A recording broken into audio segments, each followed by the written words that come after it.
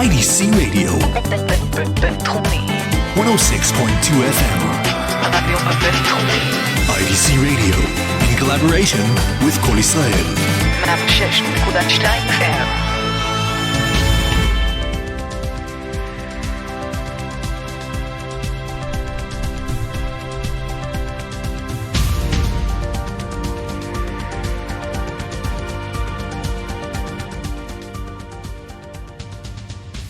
Hello, ladies and gentlemen, and welcome to 106.2 FM IDC International Radio. I'm Itai Hanman, and I am joined in studio today with a very special guest, and we're going to be talking about a very special event coming up here in the not-too-distant future, middle of December. It's quickly approaching, and we have Dr. Daphne Richmond Barak here in studio to discuss with us the upcoming conference that she is arranging here at the IDC.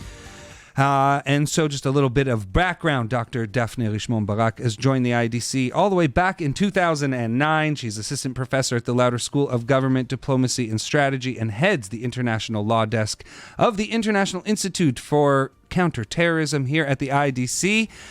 Dr. Barak, how are you doing today? It's always a pleasure to be with you, Itai, in the studio. Thank you for having me. Thank you so much for taking the time and joining us. And we have a very special event being arranged here on campus. Many schools are involved. I'll let you explain a little bit about it. But to tell everybody, this December 15th through 17th, taking place at the Lauder building here on IDC campus, we have the first Subterranean Challenges in War and Peace, and the inaugural meeting of the International Working Group of Subterranean Warfare taking place here at the IDC. Dr. Daphne Richmond Barak, let us know a little bit about this, who's involved in this project, and how did it come about? It's indeed a really special event that's happening. I think, all conferences are special, but, some of them are more special than others. And here, I think the spatial nature of this event is as follows. First of all, from the point of view of IDC, we're bringing together 5 schools and 1 institute in this conference. It's really a collaborative effort and multidisciplinary. We're called the Interdisciplinary Center. So it's nice when we can actually fulfill our promise and really involve the communication schools, the School of Psychology, the School of Government, the Law School, the Institute for Counterterrorism. That is a really very special thing to do. So we're really looking forward to that cooperation as part of the Subterranean Conference. But in addition to that, and no less remarkable, we are very lucky because we're organizing this conference, we're co-organizing this conference, we're our incredible partners and sponsors in the United States. So we have 2 partners, the Lieber Institute for Law and Land Warfare at West Point, and the Modern War Institute at West Point, of which I happen to be also an adjunct scholar. So these are 2 incredible research centers that really all the time strive to combine military experience with academic excellence, and so we are more than honored and excited to partner with them, to have them here at the IDC on the occasion of this conference on the Subterranean. And how did this come about? I know you're very interested in the topic. You've been researching it for quite some time, and this past year your book came out about this exact challenge, the subterranean warfare. So how did the idea for a conference of this magnitude, teaming up with schools in the United States, specifically out of West Point, and the ability to gather so many schools here at the IDC to all collaborate as well, where did this idea come from, and how was it born? There's a renewed use of the underground on the contemporary battlefield. And as you said, this is something that I've been very interested in. I think this conference is slightly broadening that because it addresses both the wartime and the peacetime use of tunnels and underground structures. So it definitely The book is definitely related, and my research is definitely related to that. But I think it's also a very timely topic, and the interest of scholars and military experts in this topic is growing as we see, of course, more terrorist organizations making use and more violent use and more offensive use of subterranean structures. So what we're going to do is to try to bring these people together. These people who essentially identify themselves over the course of of the past year or 2 years as having an interest in the field. We're going to try to bring them here. They don't all know each other. They don't even know that they exist. Right. And I definitely didn't know they existed, at least many of them, at the time that I was doing my research. So to some extent, this is an awakening, I think, of a community of scholars and thinkers who are going to be getting together here, and they come from different, also not only disciplines but also nationalities.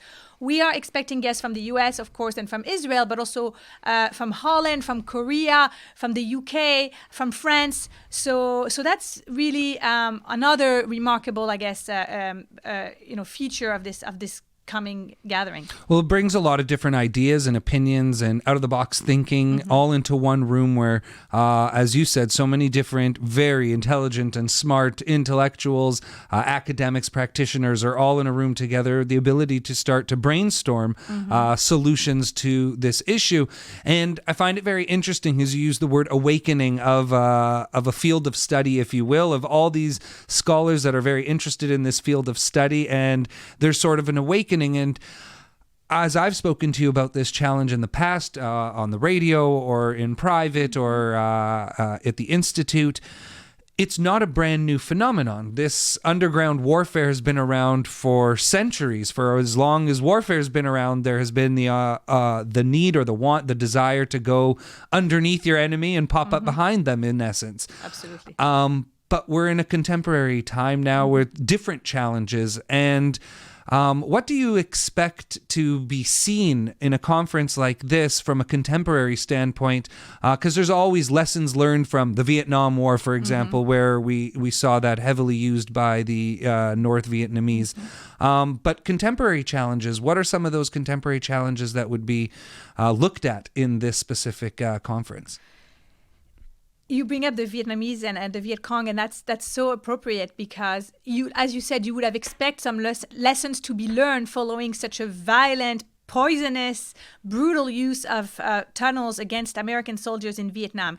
But the truth is that not so many lessons were learned. Definitely within the various militaries and within the U.S. military specifically, yes, the soldiers were trained about how to discover a tunnel in the jungle and things like that. But at the macro level, there was not really a lot of military doctrine that was developed in order to address the subterranean challenges. And don't forget, this is an academic conference. At the academic level, whether it is across history, the history field, or strategy or law, or even other fields that are relevant, geology, not so many books or researchers focused on the use of the subterranean. So I think definitely now we have more interest and more people working on it, more researchers, more think tanks, but also the U.S. Army just issued an operational doctrine on the use of the subterranean. This is after it issued about 2 years ago technical training guidelines for units when they deal with tunnels, and the Israelis have just also updated their thinking about land warfare, which includes, of course, the use of tunnels as a subset of land warfare. So there's more use, there's more interest. The North Koreans are, of course, a major factor if you look at it from the perspective of the United States. And ultimately, this is because something is happening on the contemporary battlefield, because ISIS used the tunnels as its last stronghold. This is because al-Baghdadi was killed in a tunnel eventually. And there are many other examples. Of course, Israel has tunnels at the Gaza borders, tunnels at the northern border, dug by Hezbollah, out of Lebanese territory. So Hamas, Al-Qaeda, ISIS, this is coming back strongly. And I think finally, I want to add that word, it's important. Finally, states and thinkers, security experts are starting to pay attention to those trends, and it's important. It's very important. And one of those trends that I wanted to quickly ask you about and see how the dilemma would be raised throughout the conference in that sense is we're always playing catch up. The law is always playing catch up to the battlefield, to technology, to whatever the latest trend may be in whatever the field. Law always seems to be catching up.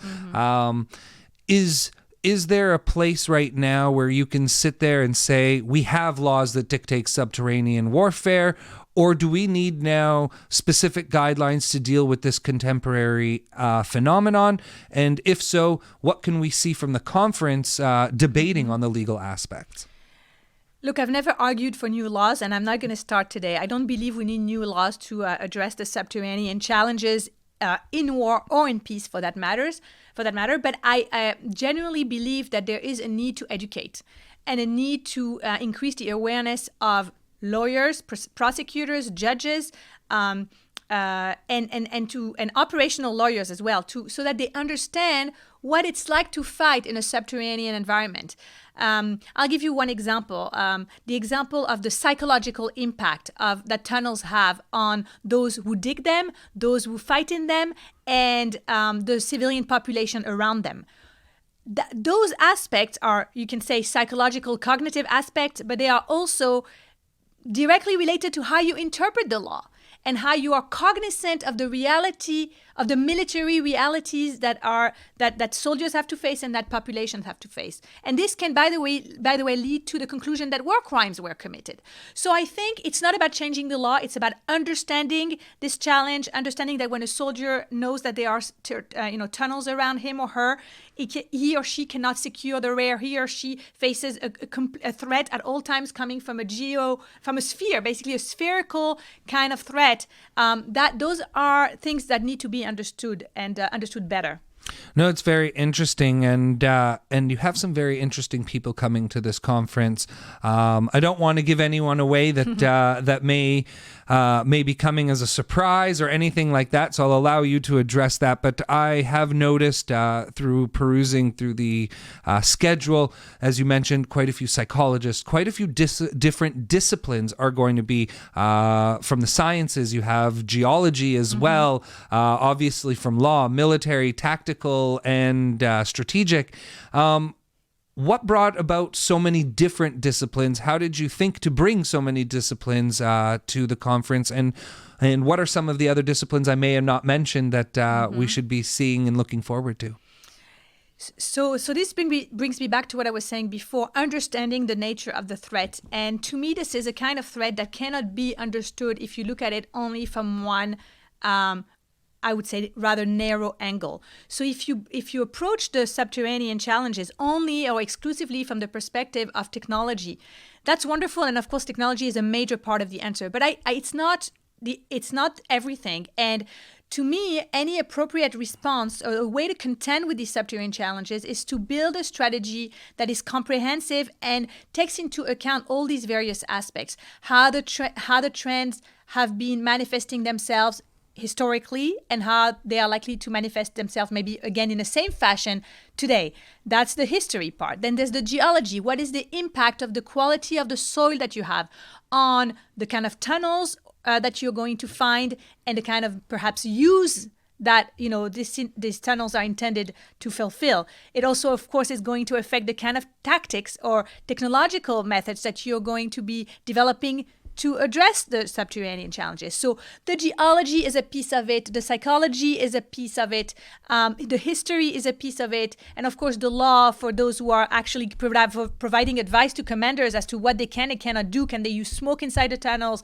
Can they use cement, and under what circumstances? So these are all very valuable questions, but as opposed to having them in separate panels, first addressing the legal issues, then addressing the psychological issues, I think to create this dialogue and for people to kind of broaden their understanding and to challenge their own assumptions as they meet these new members of their community that is awakening, I think that's the way to do it. So that's my approach. That's the approach of my partners, of our partners, and so I'm very pleased that I'm able to do that with them.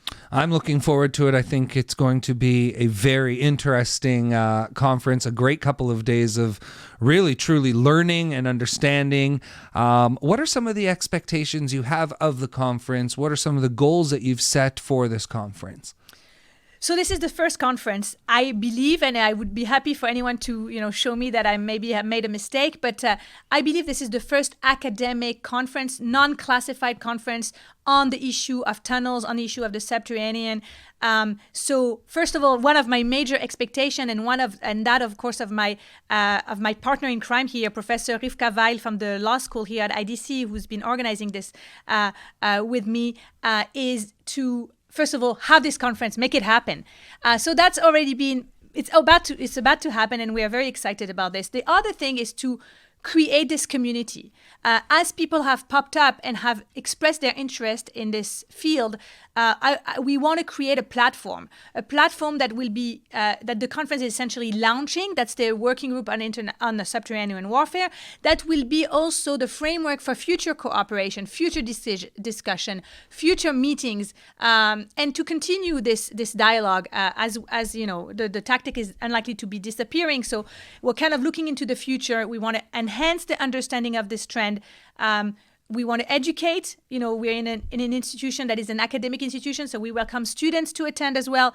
And ultimately, to create this platform for future cooperation. It doesn't replace military cooperation. That's, of course, not our objective. But our objective is to create a framework for thinking, from brainstorming to take place. And it's something that really has not... it's truly the first time that this is envisaged. Are you hoping that we can see some publications about this field coming from the conference itself? Is that something that we can look forward to? Definitely. I've been surprised to hear that many of the conference participants are currently working on projects that either are exclusively focused on the Subterranean or included as part of, other components.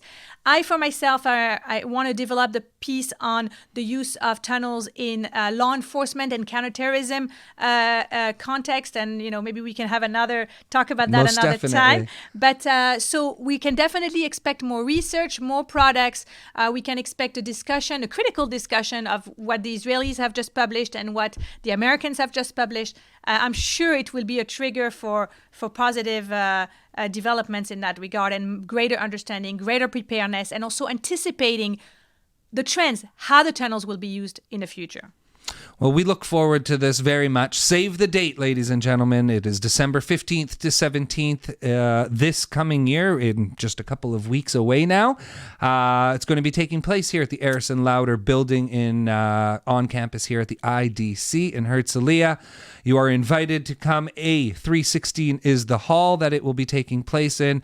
Once again, love to mention all the partners: the Lauder School of Government, Diplomacy and Strategy, the Harry Rasner Law School, the International Institute for Counter-Terrorism, the Lieber Institute for Law and Land Warfare at West Point, and the Modern War Institute at West Point, joining forces. And the Sami Offer School of Communications, who joined a bit late in the game, but we're very excited to have them on board as well. Very much so, where we are right now recording this wonderful podcast here at the Sami Ofer School of Communications radio studios.